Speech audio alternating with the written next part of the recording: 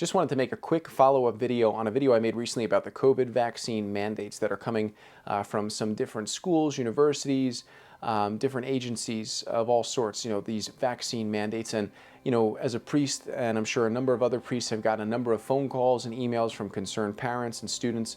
How do I obtain a religious exemption?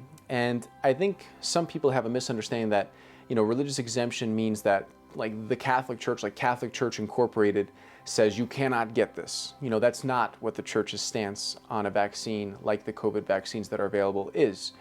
A religious exemption, at least from the eyes of the government, and as far as I've ever been told, for example, for something like a military person, a service member, when a service member tries to obtain a religious exemption for whatever thing it may be, a chaplain, a clergy person, assist the individual in obtaining a religious exemption, not by saying that, oh yeah, they cannot do such and such a thing, I as, Father so-and-so or whatever else say that they can't do this as a Catholic, as a Buddhist, as a Jew, whatever.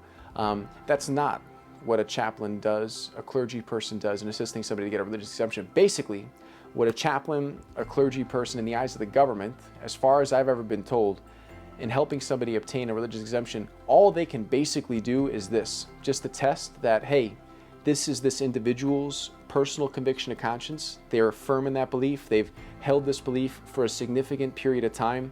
This isn't just something they're kind of making up.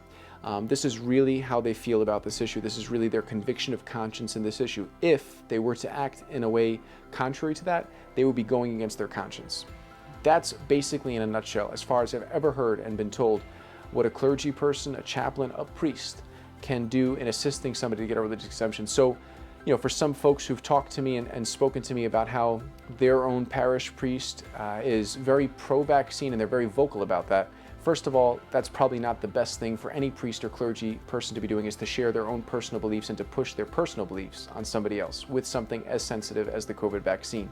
That's another story. But if you're looking to go to your own local priest, your own clergy person, regardless of their feelings, getting a religious exemption and having somebody, sign off on something, and I'm not even sure if that's a real thing right now for chaplains or priests or clergy persons to write notes, but if you're looking for something like that, you can basically tell your priest, hey, listen, your feelings with this are kind of irrelevant. All that I'm asking you to do is just to attest, this is how I really believe, this is what I really believe, this is my firm conviction of conscience. If I were to act contrary to this, I would be going against my conscience. That's all I need you as a priest to attest to. Whether or not you agree with me or not, that's a different story. But to just attest that this is my personal conviction of conscience and that I have to follow my conscience. We all have to follow our consciences, okay? So I hope that helps a little bit. It's a very sensitive topic again. And again, I'm not a medical professional. I'm not advising anybody to get it or to not get it. So that's not my intention with making this video, but just to help clarify, hopefully a little bit, like what exactly a religious exemption is, what does it mean, what does it not mean, and if you're looking to go to your own local priest, your own parish priest, kind of regardless of their personal feelings, which they really should not be sharing in a public venue on something like the vaccine, basically their role is to say, hey, this is your conviction of conscience, I can attest that this is what you really believe. If you were to act differently from that, you would be going against your conscience.